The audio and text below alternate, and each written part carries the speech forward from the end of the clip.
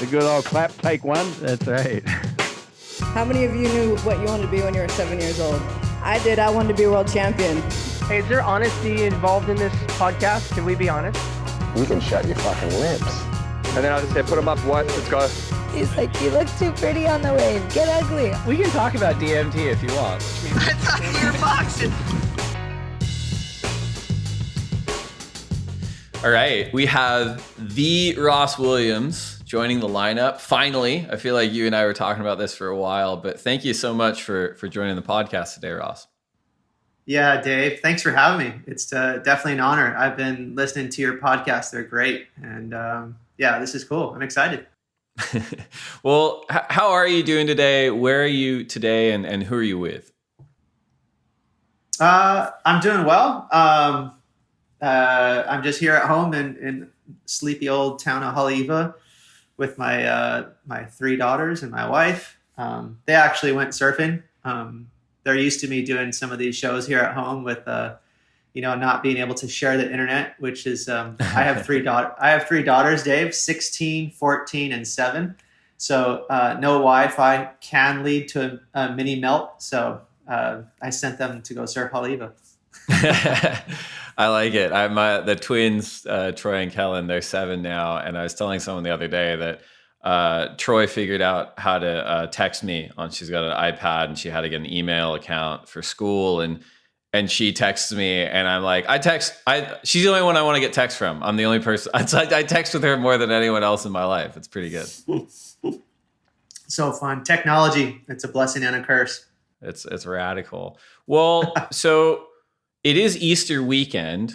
I keep forgetting because time has basically been a flat circle for 12 months. But you're not in Australia. And I was wondering if between last year and this year, if you're like me in that kind of broke a many-year run of being in Australia, which has been really weird for me. I think I was there for like 12 years in a row or something, or 14 years in a row.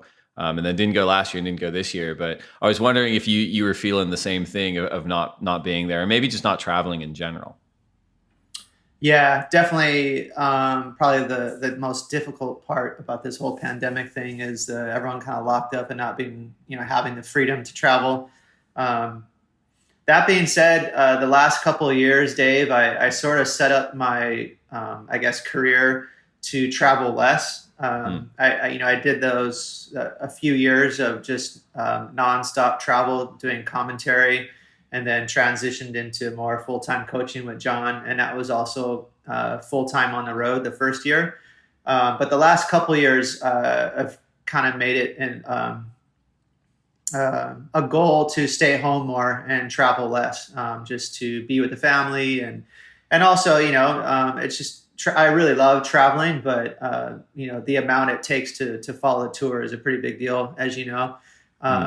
So I am kind of used to not going, with the tour the last 2 years. But that being said, I do go to Australia every year. The last 2 years, I've still been going to Australia with John for a week, maybe like a month before the event on the Gold Coast, to just get some practice in for him. And so I get my fix for Australia, which is the waves, the people, the coffee, everything, I love it. My family loves it too. So we'll still try to go there maybe once a year. I love that place. Watching all the people there right now, I do have a little bit of FOMO. It's funny. Like, I think it's like you've been doing it longer than I have, but like traveling around the world with the circus, with the tour. And then it's so interesting when you end up in a place that's not during the season, like you mentioned going to the Gold Coast a month before. And I remember coming back to France, like at the end of the European leg after the tour had left, or going to even sort of the North Shore, even though there's no waves, like in the summer. And it can be so nice when it's like, your energy's not getting kind of sucked into like, oh man, I got to go to like this function or that dinner or watch that person surf. And it is really, really nice. Absolutely. Yeah. You know how it is. It's an environment, right? It's, the tour takes, especially in the capacity of working, like you're there working. And then for me, commentating or coaching, your capacity is, sucked into that little sphere. But like you said, if you go there outside of that, you actually get to experience the country, and the people more than you would. Not that you don't when you're there, with a tour, but you definitely get, more of an authentic feel. Totally. And as you said, surfing is back finally. Last week, by the time this comes out, on April 1st, we watched the opening rounds of the Rip Curl Newcastle Cup presented by Corona in pretty civilian conditions. I think Surfline took some shrapnel on the call, but that's okay. And I mean, of course, we want the best waves possible all the time, but contrary to popular belief, we don't control the ocean. But I thought it'd be a good place to start because you obviously are coaching a few folks on the CT. You probably watched most of the day. I wanted to get kind of your first impressions of post-quarantine championship tour surfing at Newcastle. What were some of your bigger takeaways on the day? Well, first of all, I think it's a double-edged sword. It's kind of cool because, with Newcastle and Narrabeen, I really like it. And this is what I mean by double-edged sword. Like, I think it's cool to have a little bit of a departure from our typical mainstays on the schedule. It's just something different, a new city, new energy. Everyone's excited to have them there. And also it's nostalgic for me because these are places I went on tour in the 90s. These are all like the big city events that we used to have, especially Narrabeen, which is the next event. So that part I'm like, wow, this is pretty cool to revisit some of these locations. And then it's a quick reminder. Here's the other side of the sword of why it can be really challenging because, these are locations that can be a little more prickly with conditions. And that was some of the toughest waves I've seen, held on a CT event in a long time the other day there. That was pretty small. It was grovelly. It was on the rocks. The surfers were still ripping. That was one of my takeaways, that everyone still surfs good, but you could see everyone was really had their best foot forward and trying to stay positive and compete and play the game. But, usually we're spoiled with some pretty darn good waves. And that was a little bit of a struggle bus there. Totally. And I mean, I when I started, I did the domestic tour in North America, working, not competing.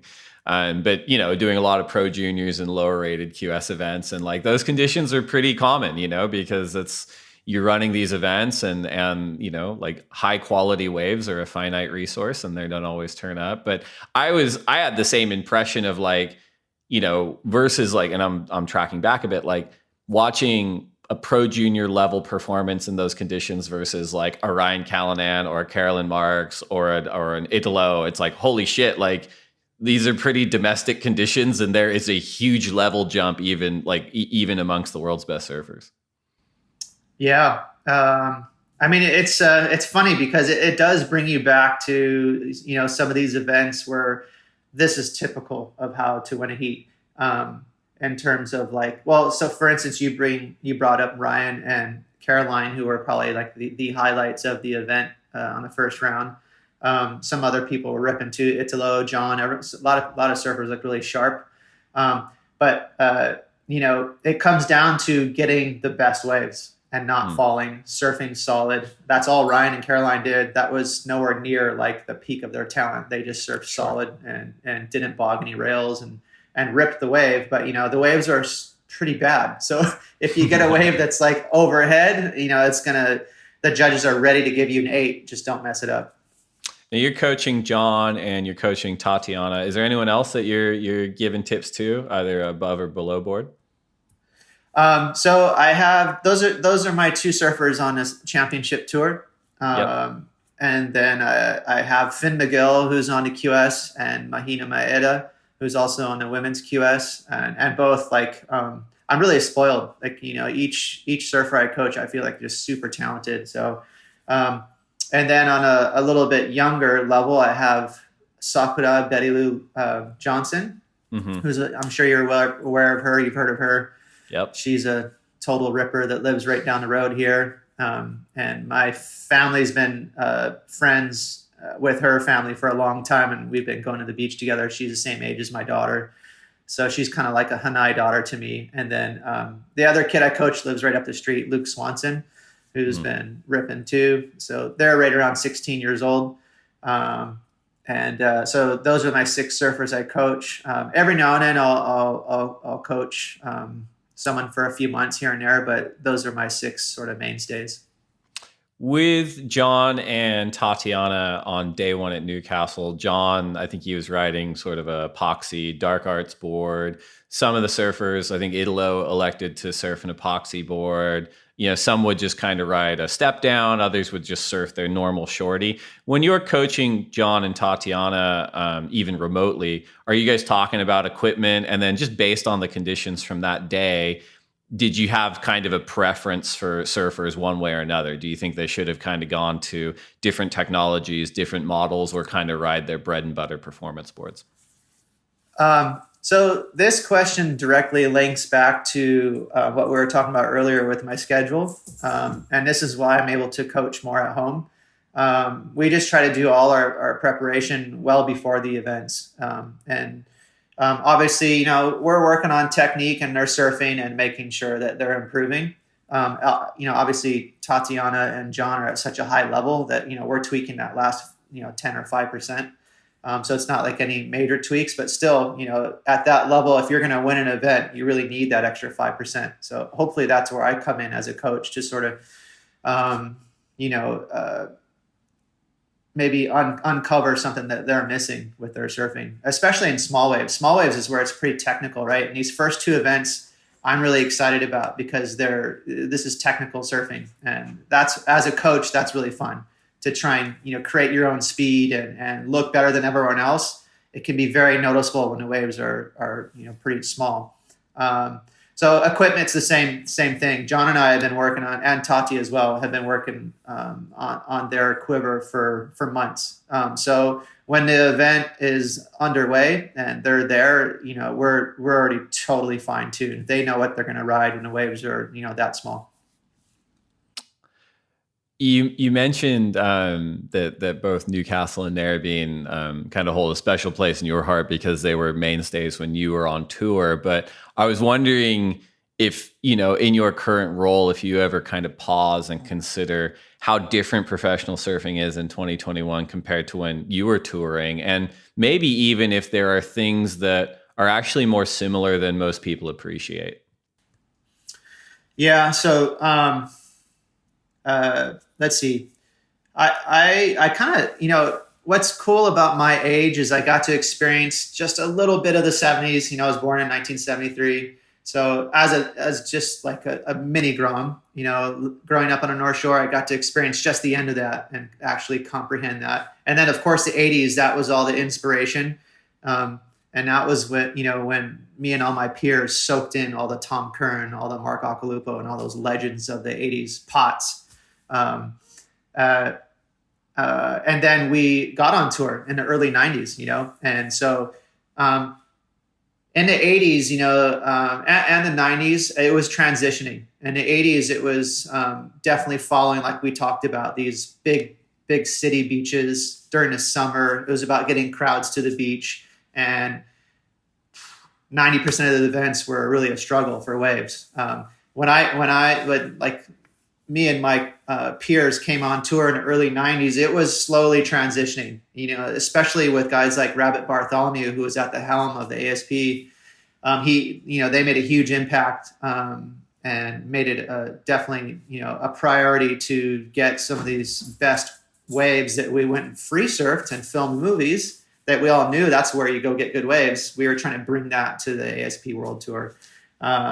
And, credit to Bugs and a lot of good people, they made it happen. And so anyways, in the late 80s, I was there for that too, where we were starting to get some dream locations. So it was kind of cool because you got this arc of like really groveling, going to Japan in the summer, going to Europe in the summer, where it was just the norm was knowing you had to pack your board bag full of grovel boards, to all of a sudden going to G-Land and going to Tavarua. And of course, that's what the tour is like now, and so in a weird way, I kind of like it that they have to grovel a little bit this year and they just get a little taste.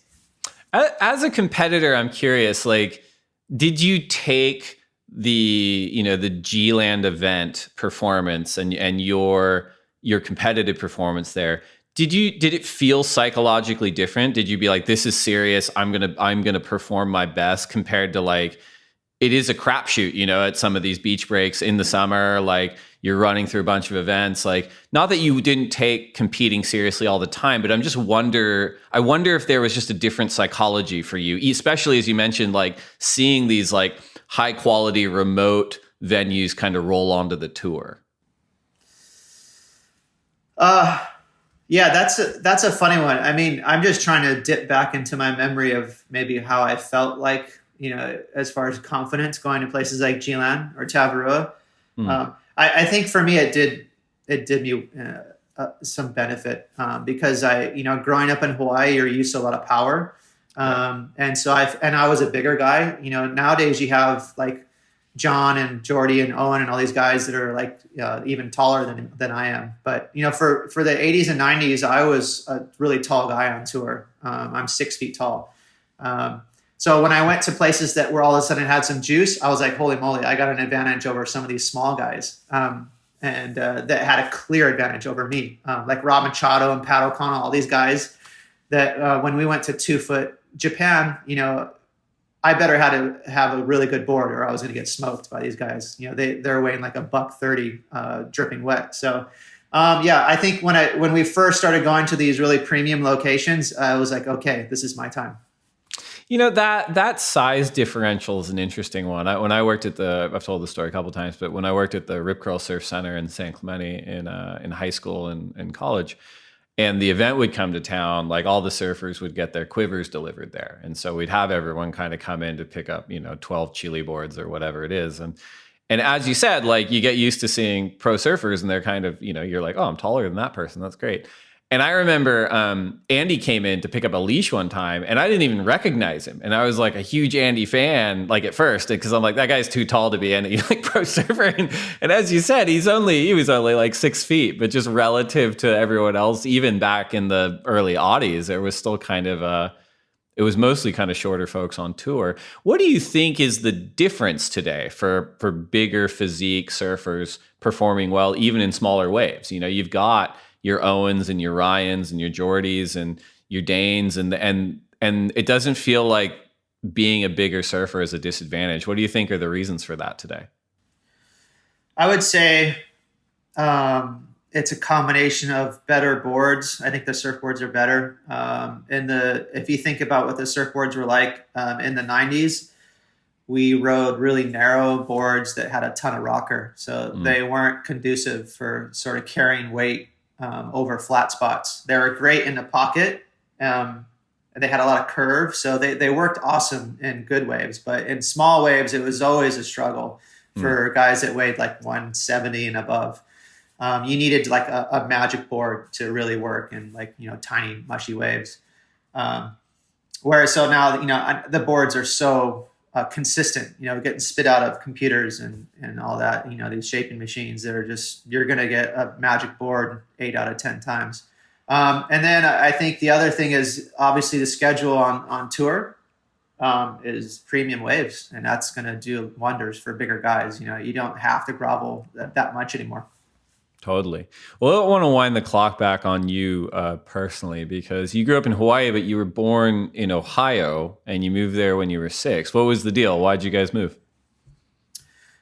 So my parents came to Hawaii on a vacation in 1978, and they just really loved it, plain and simple. So that summer when they came here, me and my sister went and stayed with the grandparents for a couple weeks. Fast forward, my mom and dad come home with their mind blown of, Ohio is, I don't know if you can imagine, it's flat. There's no mountains. It's literally polar opposite of Hawaii. And so, and my parents were pretty independent, just the right amount of hippie in them, and they came to Hawaii. They're like, oh yeah, we're going to definitely move here. And, they went back home. They took about a year and they moved us all back to Hawaii, which was a big step because, all their family and friends were on the mainland. But, yeah, I was super lucky. I think the one question, I always tell this story when people ask about Ohio, but the one question I had for my dad on the airplane, because I think I was 6 or 7 years old, was how does Santa land a sleigh? That was my big concern. And he's like, he was pretty slick. He's like, oh, he puts wheels on his sleigh. You're good. Okay, cool. Let's go. But yeah, we moved from Toledo, Ohio to Haleiwa. So I mean, that's just freaky. That's insane. And I mean, we've talked to a bunch of folks on both sides, but we talk about you growing up in communities like the North Shore and being a white kid or being a haole. Coming from Ohio, I think you probably qualified. Did you ever run into any of that growing up on the North Shore? Yeah, a bit, and you still do. It's just part of being a white boy. You instantly kind of look like you might be a tourist, especially if you're dressed kind of funky. Like a WSL commentator, maybe. Yeah. Like if you have some of those sandals with like the extra, I don't know what it is about when people buy those. It's like they kind of still are attached to a shoe, but maybe they want to wear slippers. They wear the ones with all the extras. If you see that, you're 100% from somewhere very far away from Hawaii. No, I mean, we moved here when I was 6, right? So I was lucky. We moved straight into a small neighborhood right in Haleiwa, and I was instantly immersed with, a bunch of local people. And I just grew up I was ignorant to the idea of being like a foreigner. I just grew up with my friends and we were totally immersed into the neighborhood right away. And then, I fell in love with surfing, obviously. So that was a whole community there that embraced me. Went to Haleiwa Elementary and Waialua High School. And, all my best buddies were local. I didn't have that many white friends. So it was kind of natural. But, you can imagine how it is. Every now and then you're going to run into some grumpy moke and they might try to put you in check, but it's all good. Did your surfing ability help you navigate that at all, or it just didn't matter? 100%. I mean, it's more about just like being part of that community. And if you're a respected surfer, that's more than like if you rip or not, and then being when I was 13, 14, 15, I started getting pictures in magazines and stuff like that, and was sponsored by Billabong, and that really helped too, because it was just kind of cool. I would come to school and sell my Bad Billy stickers to some, friends to make lunch money, and just that whole vibe, it definitely helps. Well, I was going to ask, like, do you remember kind of a vivid moment where you're like, I'm pretty good at this. I might have a career at being a surfer. Was there a moment, or was it more kind of a gradual, like, yeah, I did this, then I competed, then I got a sponsor, and before you knew it, this is what I did? I want to say it was very gradual and it was very natural. My mom and dad are super humble people. They were, so different from, say, like sort of your mom and dad that raise some like competitive surfers these days. They were just folks from the mainland. They didn't know anything about, raising like a competitive surfer, let alone a professional surfer. So that part I really liked. It was good because it was just natural. They saw that I was really interested. They saw who I was friends with. And so they would take me to all the HSA events and all the NSSA events on the weekends, because that was what we did. Instead of going to soccer or basketball practice, we went surfing and started competing. And I got smoked like the first year or two that I competed by guys like Matty Liu and all these like childhood prodigies and in Hawaii. There's a bunch of them. David Gonzalez, I remember, was just unbelievable. Shane Dorian. There was all these local kids that were just such rippers. And I remember being definitely,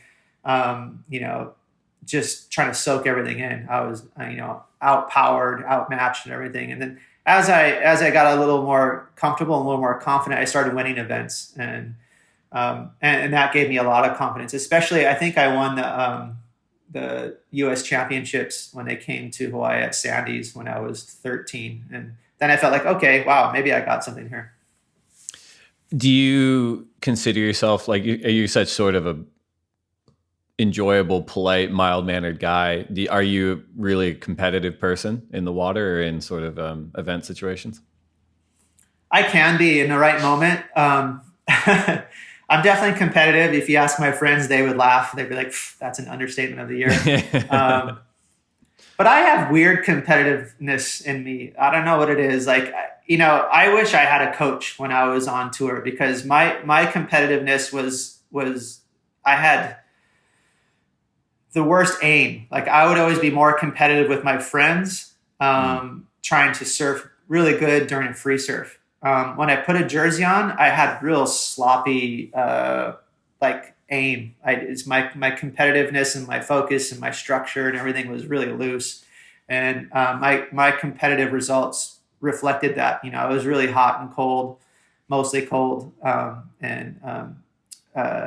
Because I think for me, what I cared about most was what my peers thought of me. Like, if I got compliments from Shane Dorian or Kelly Slater or whoever, that made my day, and if I got like equal ninth in a couple of events, I didn't care too much, so I just wasn't very focused.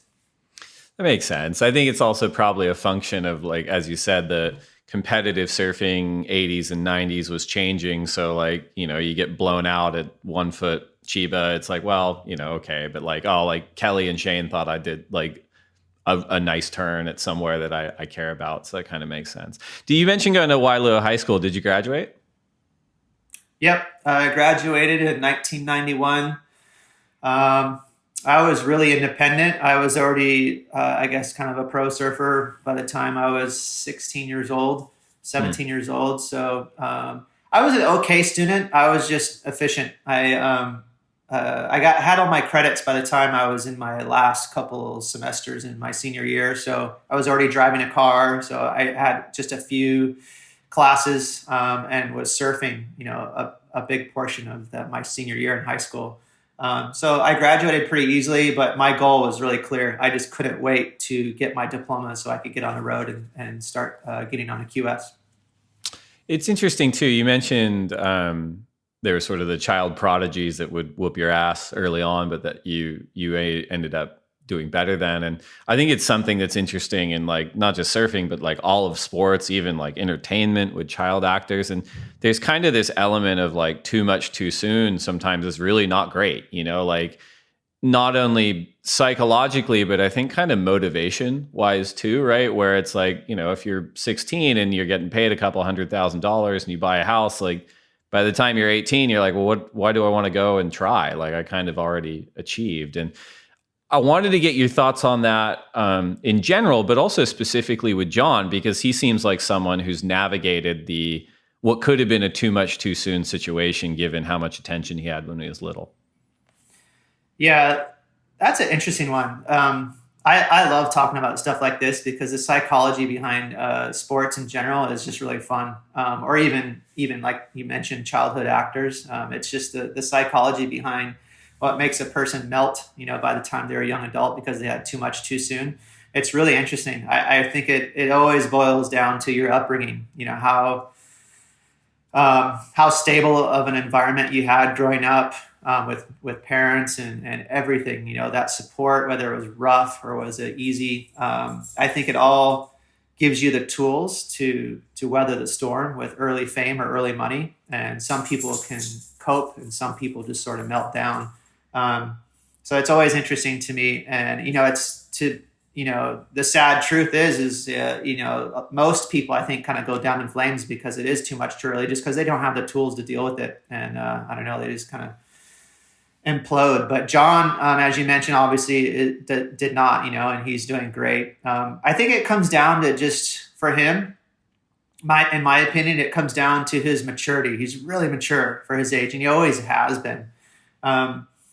His mom obviously killed it growing up, raising her kids. I think the way she did it was very organic, just on the beach, on the skate park. She didn't pamper them that way. I think she just raised them like, hey, get in the water and stay active. And, maybe as opposed to kids now, they're just like on their phone all day.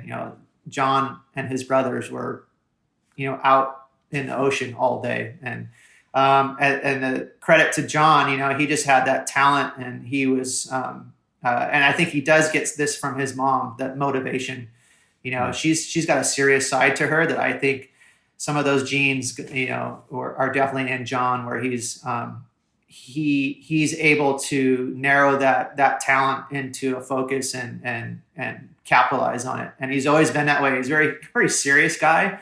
Like all the years traveling with him on the road, he'll go to bed at 8 p.m. with a cup of tea and go read. Like how many 24-year-olds or whatever do you know that do that? He's just he's kind of an old soul.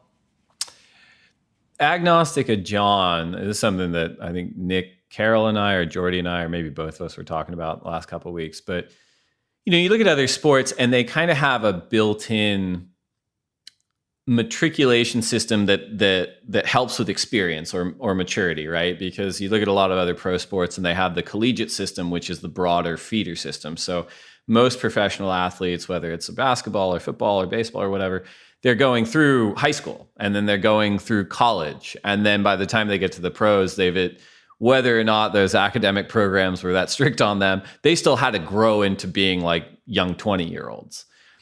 Surfing doesn't necessarily have that, right? It's a community obsessed with the cult of youth, and we've had a ton of kind of meteoric risers that in the mid-teens, really, to qualify on tour. Do you think that's a good thing or a bad thing? I get that that's a generalization. I guess maybe my question is that, do you think that we should maybe design a system where kids are going to at least through high school before they start trying to do the QS?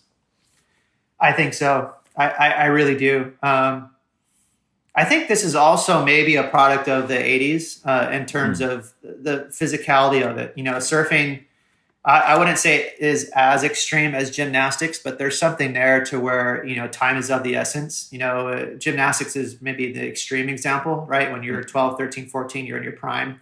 You just need to be this springy, flexible little grommet that can fly in the air. And as you get into your 20s, you're a dinosaur in that world. And surfing used to be kind of like that, right? Where, youth was very important. When you were 18, 19, 20, 21 years old, that was when you needed to get it done and win events and win world titles. And obviously, the age has really broken through the ceiling now with, some of the older guys on tour staying healthy, and obviously Kelly leading the way and showing what's possible Kelly is 49 now.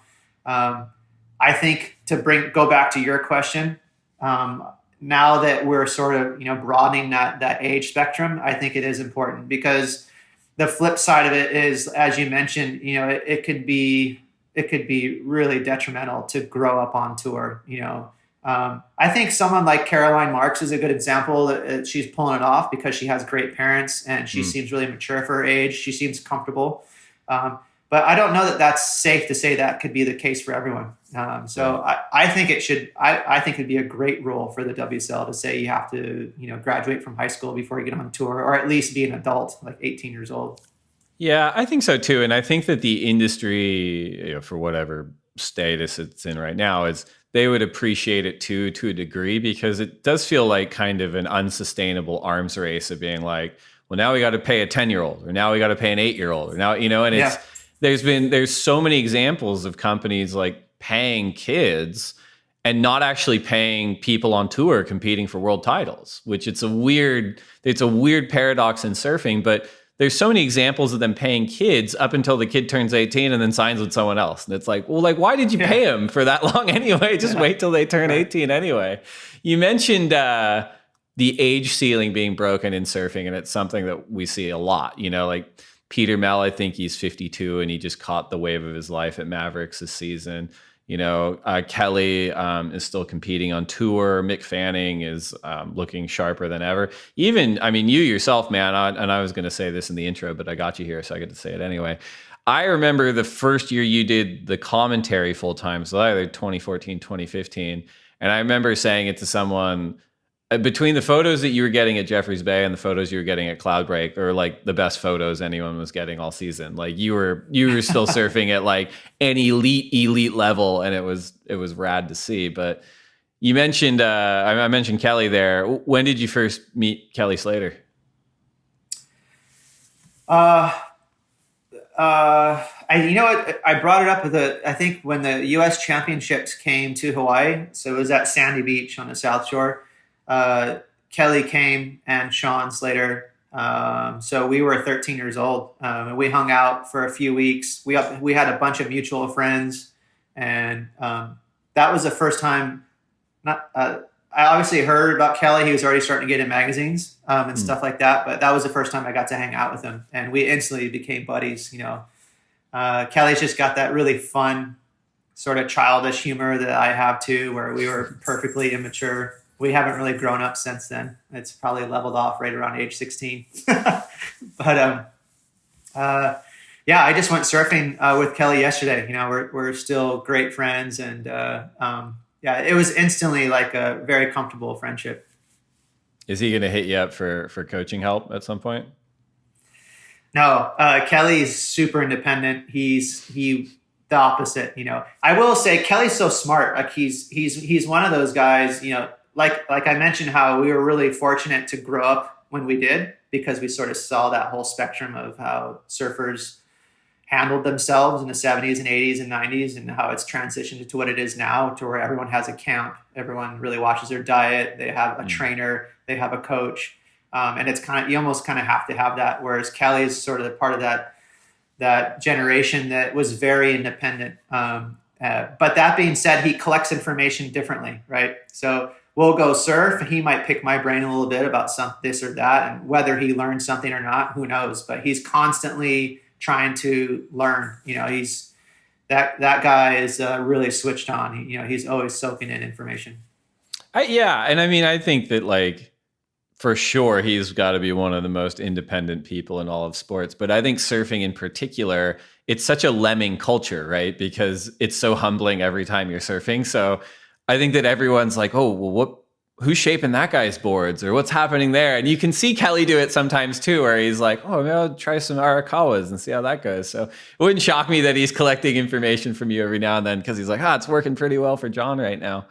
The other contemporary that you had, you guys were sort of a triumvirate of excellence, was Shane Dorian, right? And he's got to go down as sort of your number one sparring partner throughout your years on tour.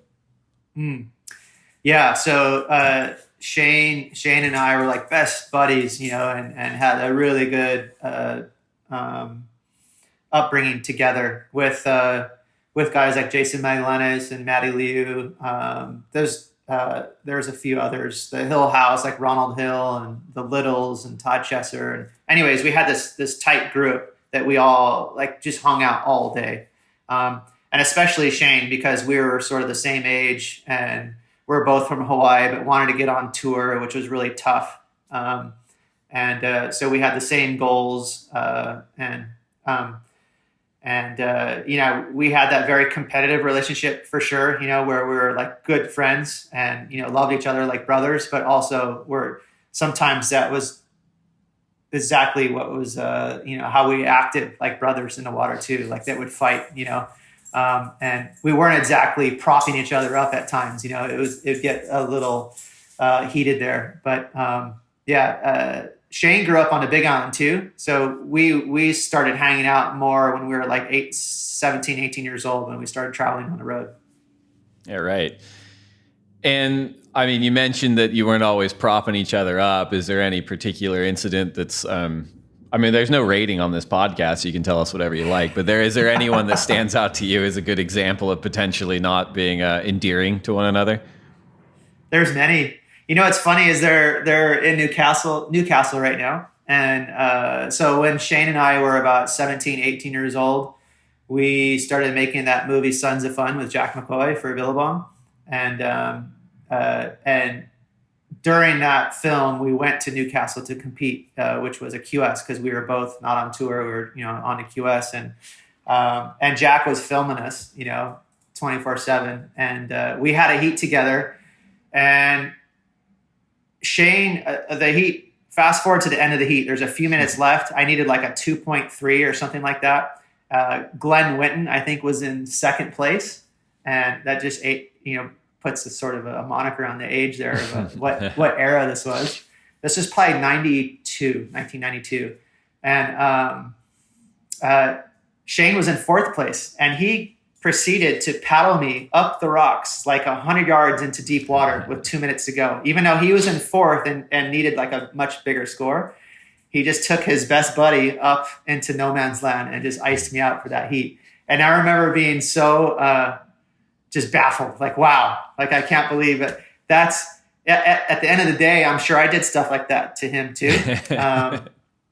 It was just, I don't know. We weren't very smart in that way. You know, we could have been a little more friendly in some competitive arena, you know, and gotten better results from it. But, you know, another famous story that Shane mentioned in that Momentum Generation movie, which was we had a heat together on a CT. This is, you know, fast forward several years. I think we're probably like 23 years old. And we had a heat. We were in Reunion Island, and we had a heat at St. Louis, which is that perfect left.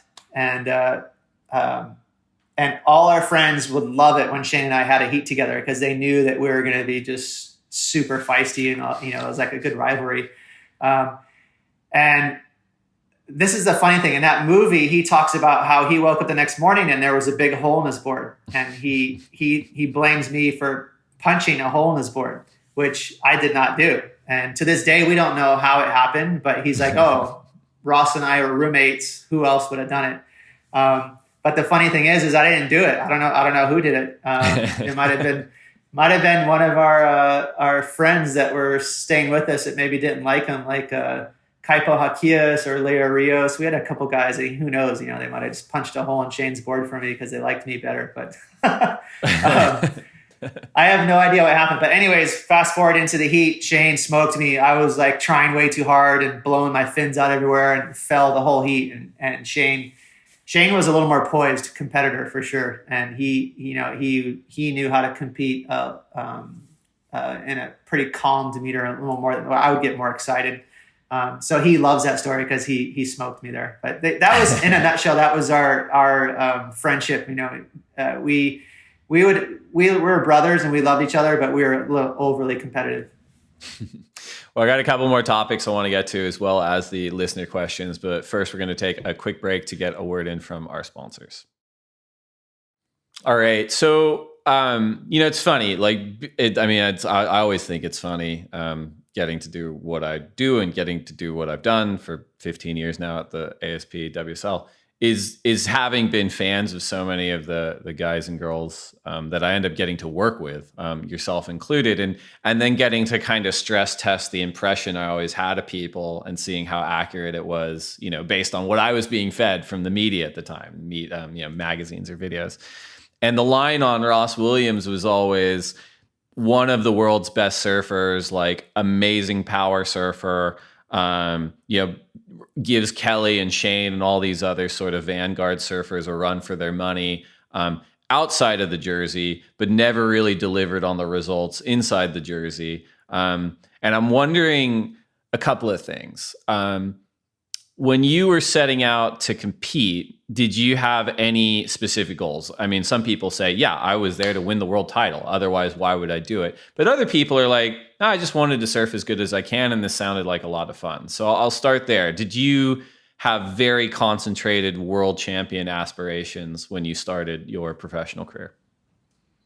Well, first of all, I would say that's fair, a fair assessment. I think, well, like as I mentioned, you know, with Shane Dorian and Kelly Slater, for example, not to mention Rob Machado, Taylor Knox, like I had this crazy peer group, right? Where these are just a bunch of badasses that were not only really talented free surfers, but amazing competitive surfers, just really savvy and smart. I was really competitive, but as I mentioned to you earlier, I just don't know that I was very savvy. I think I shot myself in the foot more often than not. And that's why, like I mentioned earlier, I wish I was smart enough to hire some sort of coach when I was younger. I think it would have helped me a lot because I will say I was aware of my talent, and I was confident. I knew I could beat, and I did sometimes like beat Kelly and Shane and these guys and with a jersey on. So I knew I could do it, but consistently I did not. And it was because I think I was just too frothy. I think I was too proud, to be honest. I would always try to surf with a lot of talent rather than kick in the competitive mode and be smart. And I was very famous for shooting myself in the foot. I would sit out the back and, you know, way too long and just catch like one or two waves of heat where someone like a Shea Lopez or a Renan Rocha, and like all these really smart competitive surfers in the 90s would take advantage of me all the time and just surf a very smart, calculated heat. So I guess that's what I boil it down to. I think I was a little too proud, and I always tried to like rip heats and do like as good of a turn as I could do, rather than and keep in mind back then it was top 4 waves or top 3. So that was put even more of a premium on surfing smart and safe. So no excuses. I'm proud of my career. I had an okay career. But when people say I underdelivered, I would have to say that's fair. And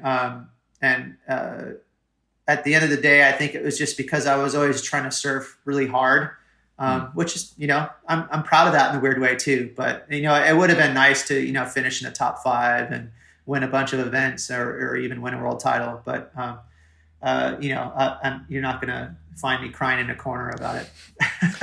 Well, you are a celebrated member of the Momentum generation, as I like to say, the most tolerable member of the Momentum generation. Because that was such an important part for surfing and for the value of surfers at the time, were you kind of self-aware of that as you were competing, where you're like, look, yeah, I'm not winning events, but I'm getting these segments in the Momentum films, and that's as important, if not more, for me right now and my sponsors. Was that a thought for you, or was it a thought for any of your peers at the time? It was a thought, but it was definitely, I would say it was natural, because we started hanging out and built our friendship with Taylor Steele when we were 17, 18 years old. This was well before we were on tour, competing on a QS, let alone a championship tour. So the evolution of being in Taylor's movies happened first before contests. And we all were raised on some of these awesome movies, like all the Billabong movies and, Surf in the Summer and Pump and all these really cool surf movies, Jack McCoy's movies. And we all held this special place in our hearts for surf movies and free surfing.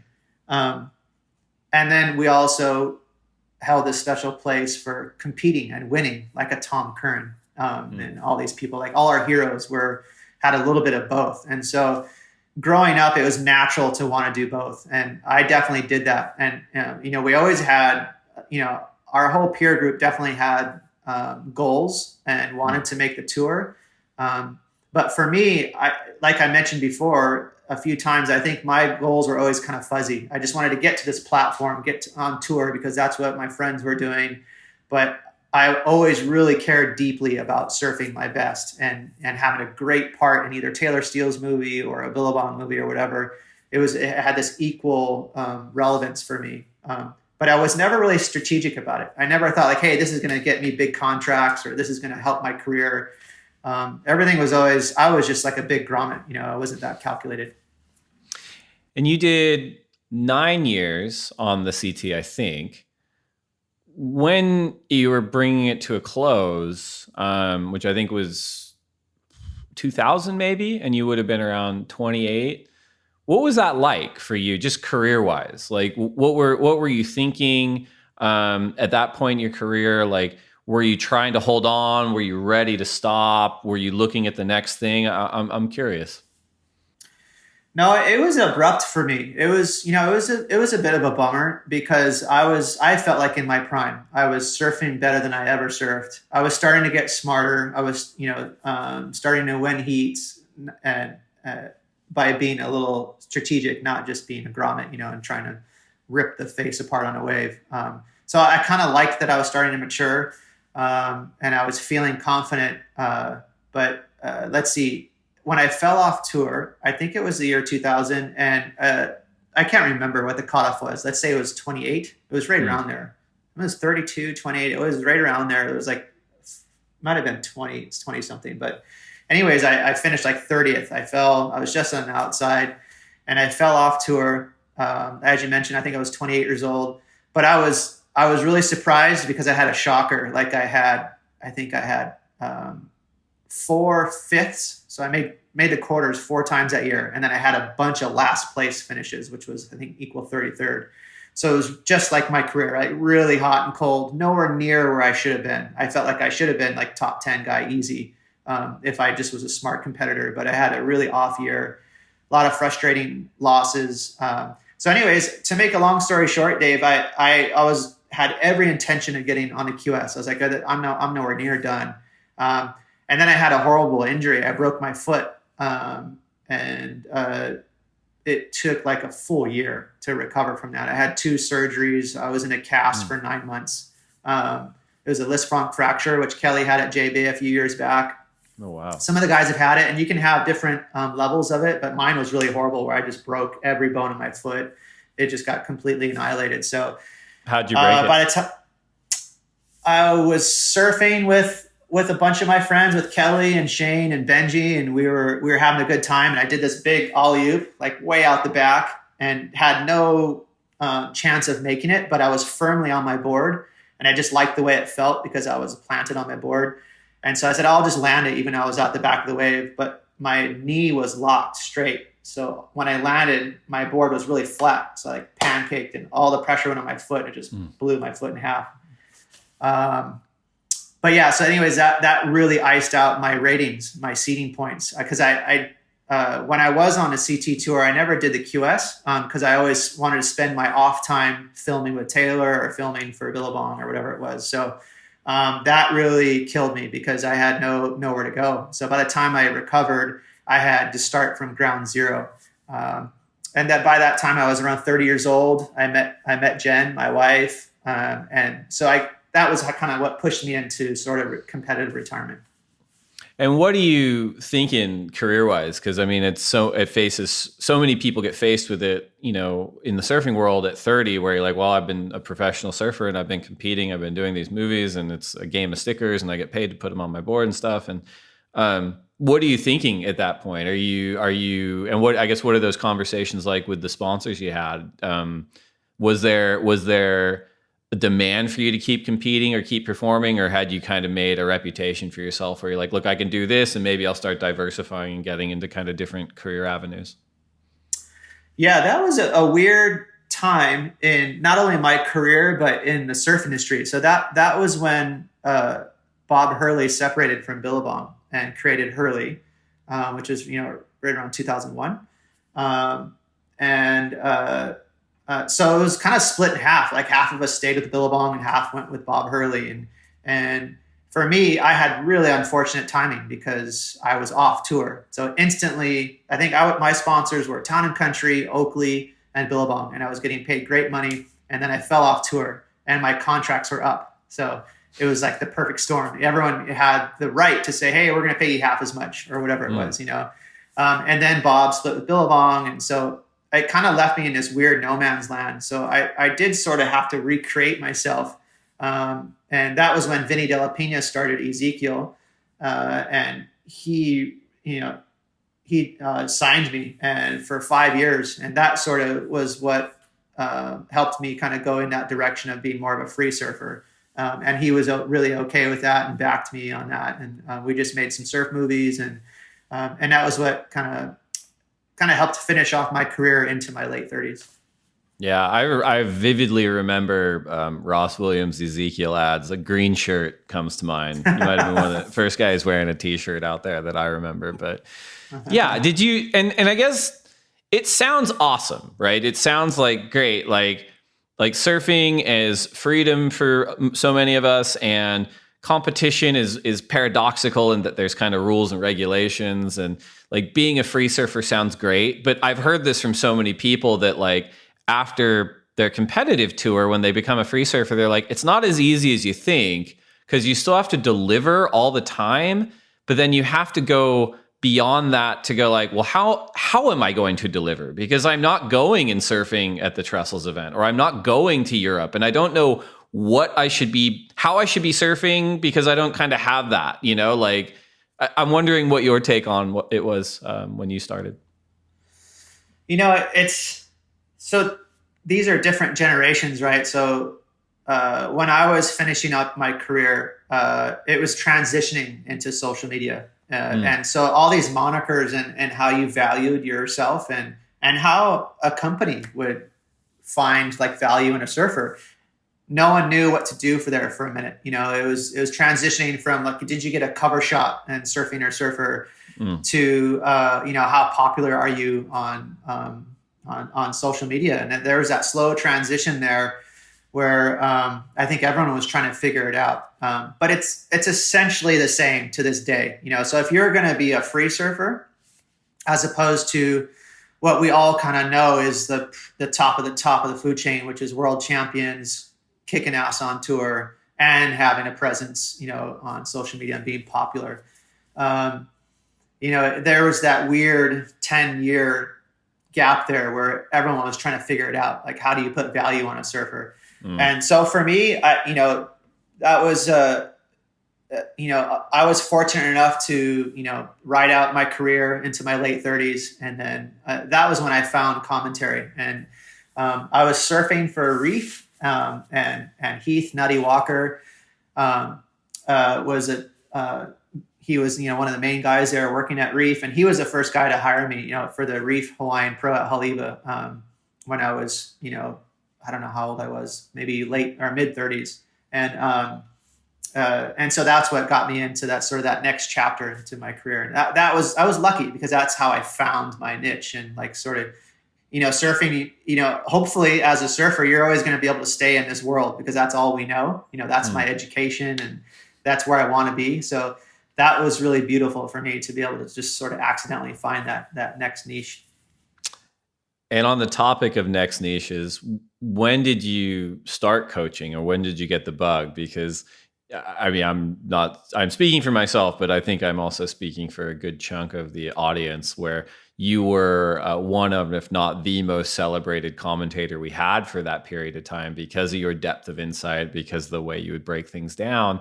And I remember there was a little bit of, a furor happening when you decided to leave and go coaching. Everyone's like, oh man, what? No, we lost Ross. But I'm curious as to when you started coaching and the decision to be like, yep, this feels like the next logical step for me to take. Well, thanks. Yeah, that means a lot because I really, so to step back a minute there, when I first started announcing those Triple Crowns, that was how I discovered like, well, I actually like this as far as commentary goes. I just naturally loved it. I've always been a really analytical person, and whenever you're with your buddies and you're watching heats, I was right there with all my buddies analyzing heats, who's ripping, who's not. Or even, for instance, if it's just watching a surf movie, I would just love to be in the mix of that conversation of analyzing, why someone's surfing so well or why someone's not. So that first 4 or 5 years of announcing the Triple Crown was awesome because that really it helped me discover what I loved. And then those first few years working with the WSL, I really, really loved it. It just felt so natural and at home for me. And I still do when I announce events, here and there to this day. For me, it's cathartic. I really, all surfers have so much crap in their head to be able to announce, you just let it out. It feels good to be able to analyze heats and just enjoy it and have fun. But to answer your question, I've been buddies with John for a long time, but, he reached out to me in one of those very first few years that I was commentating on tour. So 2014 or maybe early 2015. And right away I thought, wow, this is super interesting. I'm not really a coach, but even though I knew I had maybe some of the right tools to coach, it wasn't really on my radar to do it. So it kind of threw me off guard, but as we evolved our relationship, it became more and more natural. And you officially started coaching John after he won his first world title. Is that right? His first world title is when we started working together. So the very first event, was it 2015, right? His first title? 15 was Adriano. So he was 16, 17. Okay. So 2016 then was the first year we started working together. So the first two events, he worked with Bede Durbridge. Yep. And we started talking. And I was like, well, hey, I'm kind of full-time working for WSL and commentating. I don't know how this is going to happen, but that's when we just started talking about it.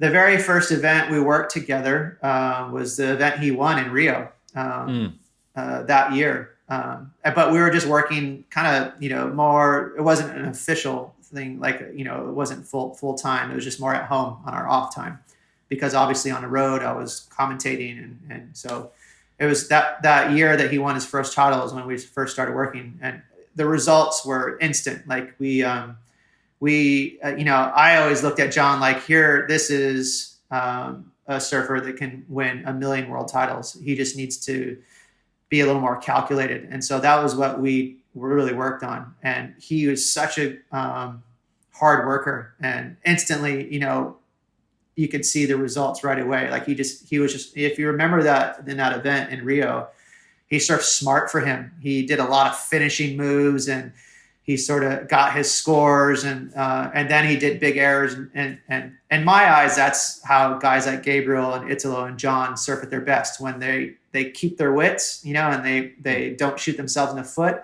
but they also display their talent. And it just took John, just a little bit of that dedication to sort of wrap his head around it. And to be honest, I saw some of me in him.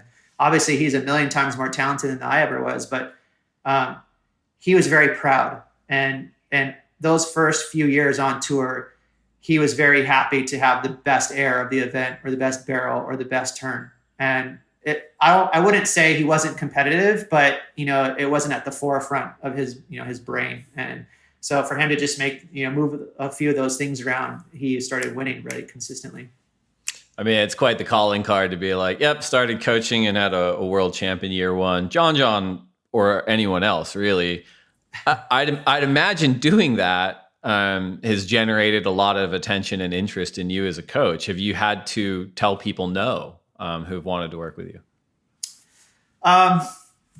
Yeah, so I've kind of created this really cool environment for myself where I'm trying to keep my sort of bubble of surfers small, because there's a lot of ways to be a coach, and it's sort of this weird evolving job space in our surf world, right? Where it's sort of new, and now there's quite a few coaches out there. But for me, I'm very comfortable where I'm at now, which is I really enjoy working with the world's best. And I'm trying to work with these elite surfers where I don't have a bunch of younger kids where it's, sort of like herding cats where, that takes a special, like a whole different set of skill set, to nurture these kids from that age up, where I like that too. And I do have a few amateurs I work with, but I'm spoiled, like I told you, and they're already at this elite level. And that's where my interest level goes way up, because I love fine tuning that last 10%. To me, that's just where I feel like that's my space, as just this analytical head, and being a pro surfer my whole life and on tour and all that, all those weird information that gets stored in your head. For me, it's like, it's very, like I said, it's cathartic, just like commentating, coaching for me too. It feels good. It feels natural. And also the way I coach, I try to be a surfer first and a coach second, because for me, that feels natural, right? Because there's some coaches that are way better than me at having the pen to the paper and a towel around the neck and the whistle and really starting out, those baby steps. Whereas for me, I like coming at it with a surfer's mind and being that sounding board, and let's work at it together for a long period of time. I don't try to strike mission these coaching efforts with a few weeks. I like to build relationships. We've talked a little bit about John, but the other elite surfer on the CT you coach is Tatiana Weston-Webb, and she's in a different place than John. Whereas John's a multiple world champion, she's pushing to become a title contender and trying to be at the level of the Tylers and the Carissas and the Stephs. Does that affect your approach to her, just because she's at a different place in her career? Do you kind of provide the same insights to both surfers, or do you treat them as sort of unique cases? Yeah. everyone's so unique. My coaching style stays pretty much the same, but everyone is so different. Everyone needs their own very unique set of tools or advice, because everyone's personality is at the forefront. I think personality is the number one thing. I'm a pretty low key guy, so again, it's not my style to crash into someone's program and reshape it. I'd rather really pinpoint where some of these weaknesses are, or maybe there's some space there to grow, and highlight that to them and work at that goal together. And for Tatiana, she's fiery. She's a little firecracker. She's got great energy. She's beyond motivated. So for me, it's molding her in the right way to focus that energy. And then the other thing where I feel like I'm pretty strong is visual. I can pinpoint some of the technique. Where in their surfing can they physically get better, not just mentally. So peeling it back a little bit, like not just being a rah coach and like, hey, you got this, and make sure you do this and that. It's more like sometimes it, especially if we're far away from an event time wise, that's when I really try to boil down some of these surfers at these high level, their technique, where they might have ways to get a little more speed and surf a little faster, or surf a little more power, or throw a little more spray. And it's not easy to do with people like John and Tatiana, because they're already so good. But again, that last 5-10%, it can transition into a win on a CT, and that's that small space that all these high level surfers are working with. Those people that work just a little extra harder are the ones that are winning events. That makes a lot of sense. It reminds me, it's interesting that more and more surfers are starting to break down the point of difference into terms of percentages. Jordy was sort of saying the same thing, where it's like you can look at your equipment or your fitness or your technique or your strategy, and if you can squeeze a little percentage in each sort of vector, that's the difference between winning and losing. Before you go, I'll just get a inside scoop. If you were surfing with Kelly yesterday, do you think we're going to see him back in a jersey this season? This season? Sure. Oh yeah, we will for sure, 100%. He had again. So Kelly's 49 years old. To surf, just to bring it back a little bit, just to surf the way he does, it's just baffling. All of us, whether it's Shane Dorian or Taylor Knox or myself, we all have these war stories of like, oh, my back or my knee. It's just that's what's going to happen as you get older. If you're still doing some like pretty hardcore surfing, you're going to get injured. So Kelly has a host of injuries. He also had a Lisfranc fracture at J Bay that year. So all these things, as you get older, they trickle into other parts of your body. And so, Kelly's got a lot of needling injuries that he's really good at just pretending it's not there. He's a pretty tough guy. And he's been doing that the last few years on tour. He's been dealing with it. And I just can't imagine trying to compete against someone like Felipe, and 4-foot beach break when you're 49 years old. It's just baffling. And Kelly holds his own too, to his credit. So I think, he hurt his ankles riding dirt bikes earlier this winter. And so that's still been really sore. And they were just sprains. It wasn't like breaks, but that compounded into some like other needling injuries. And then he flexed his hip too. He tore his hip a little bit right before Australia. And that's what kept him from going. But I think, he's such a hard worker. He's been working really hard at it, going to the physio and doing a lot of work here with people in Hawaii.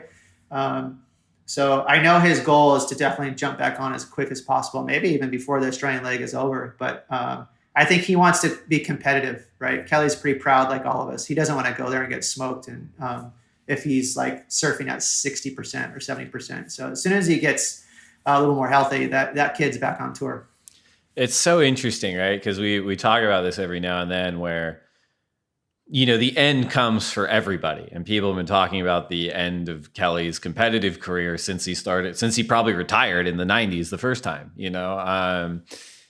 and you look at kind of elite athletes across a bunch of different sports, whether it's football or basketball, and they generally, there's outliers, but generally peak and maintain a world title condition like late 20s, maybe early 30s, right?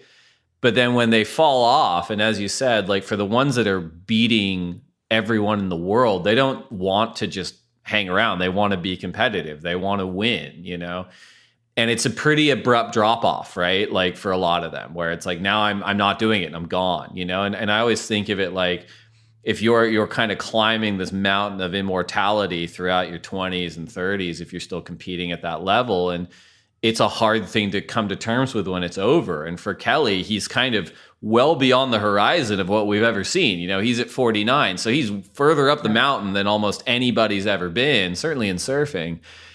And I wonder if when it does come to an end, it is going to feel really abrupt because we kind of have deified him for decades. And it's like, oh, he can't be done, but maybe he is, Yeah. I don't think it's going to be comfortable for him. It's competing on the world tour for Kelly is home. I mean, that is his home. So it's going to feel like for him a huge, he's going to have separation anxiety for sure. And Kelly, that dude has FOMO over, maybe where you guys had lunch, let alone like a rad surf he might have missed or wherever, he's got FOMO for everything. So when Kelly actually hangs it up and doesn't go on tour anymore, I'm sure it's going to be really tough for him. But he's had a lot of time to work on that mentally. So I don't think a lot of people are going to be feeling bad for him. And he's going to retire at the best way. He's such a grommet as far as like always wanting to get good waves. So I'm sure that's how he'll retire. He'll be scoring waves. He'll be making sure that he pushes that into the face of people on tour. Like, this perfect wave I scored with no one out. He's always going to have little jabs at people on tour. He'll get his little victories some way. Yeah, I think that's right. Before we go to the Instagram questions, quick one for you, since you are a Getting Heated co-commentator with Mick Fanning. Who would do the biggest turn in a free surf? Peak Ross Williams or peak Mick Fanning at 12-foot Haleiwa? Oh, 12-foot Haleiwa. That's big. Yeah, I went big. Well, Haleiwa is my home spot, so I'm taking Mick out. Screw that. Good. I like that one.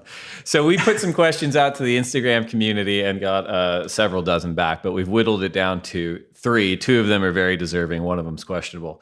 But the first question is from Ben_Haini, who asks, which CT surfer, former, current, have you not worked with that you would like to work with? There's a lot. First and foremost, I'm just like you, Dave. I'm just a huge grommet. Like I love watching all the surfers on tour. I'm a fan, and I have close relationships with a lot of the surfers on tour. So I don't know how to answer that question other than I'll tell you who I really geek out on and who some of my favorite surfers on tour.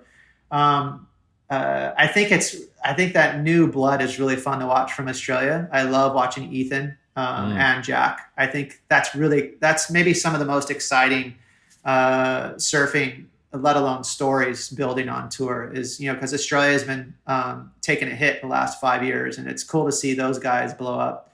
And I think their potential is as good as it gets. They could win world titles. So I'm a huge fan of them. Also, Seth Moniz, I'm as a local boy from Hawaii, I really want to see more Hawaiians get on tour. At the peak of the most Hawaiians ever on tour was in the mid '90s when I was on tour, and we had, I want to say 11 or 12 of us. There was a bunch of us on tour. So I like that Seth is waving a flag, but I'm hoping like his brother Josh and a bunch more surfers can wave the flag for Hawaii. Makes sense. Second question. This one is the suspect one. Alden Milby asks, I have to read it. Ross, you've always been known for your iconic hairstyles, from 90s blonde, silky smooth chili bowl to the mature, modernized fade. I have to wonder what's next. Wait, is this from Milby? Like our Milby? Yeah. Milby's real name's Alden. That's the big reveal in this question. Wow. Alden Shannon. That's questionable, yeah. coming from a fiery redhead too. I like it. And by the way, you folks at home might not know who Milby is, but he's one of our, our beloved producers on the WSL media team. And he has fiery red hair, and he's always got a very slick buzz. So this is an interesting question. I go to this place that my buddy June Joe is part owner of. It's called Golden Hawaii, and they're just a cool classic barbershop in Honolulu. I just sit down and say, hook me up. I'm getting older. I'm getting thinner. I just say, just make me look halfway decent. Nothing fancy. Looks really good. I'm going to look that place up next time I'm over there. Do it. Last Instagram question is from L Beachbum, who asks, do you think the WSL will need to reinvent the events in any way after COVID? And if so, how? Good question. After COVID, sometimes Mick and I, there's been a few topics that related to this. We're like trying to tweak things and what do we see in the future? And to be honest, it's already happening. I think the WSL is already doing it. They're going to have that cut next year where they're going to whittle it down to a smaller group. To me, that's what's enticing, is having an event window where you can capitalize on one swell. I think that's going to make a big difference. That's when you're going to be able to take a crew to these really premium spots and just score waves. As a fan of surfing, that's what excites me. On the flip side, I always want it to be inclusive on tour. I think that should always be a big part of it, is having access to the tour as a young pro surfer. I'd hate to see it be too, tight of a group where it's just impossible to get on the championship tour. So I think the WSL is doing all that. They're trying to always have it accessible with the regional events and a pathway to get on the CT and then a way to sort of capitalize on one swell. So they're doing it. Yeah, I agree. I feel like we are doing it. If not, I'm working on a lot of things for no reason. I feel like we're doing that all the time. All right, final segment. It is the lightning round. It's 10 questions. Answer as quickly as you can. If you could only have one board set up for the rest of your life, single fin, twin fin, thruster, quad bonzer, or finless, what would you choose? Well, being that I live on a North Shore, I'd have a 6-1 round pin thruster. Just a good old all-arounder that I could ride in 2-foot waves or 8-foot Haleiwa. Coffee or tea? Definitely coffee. Burrito or pizza? Ooh, burrito. Last book you read? Into Thin Air. Best surf film ever? Ooh, let's go surfing this summer. That's a classic. I like the narration. One wave you never have to go back to? Jeez. That's a tough one. I don't want to throw a surf spot under the bus. Puerto Escondido. It's kind of a glorified closeout. If you only get to surf one wave for the rest of your life? Haleiwa. Best person to share the lineup with? Not Kelly Slater. He's a bit of a wave hog. My kids. Let's go sentimental. Good answer. Worst person to share the lineup with? Yeah, Kelly. Phil, last one. Finish this sentence. I will next achieve a state of happiness by... finishing my coffee. Excellent.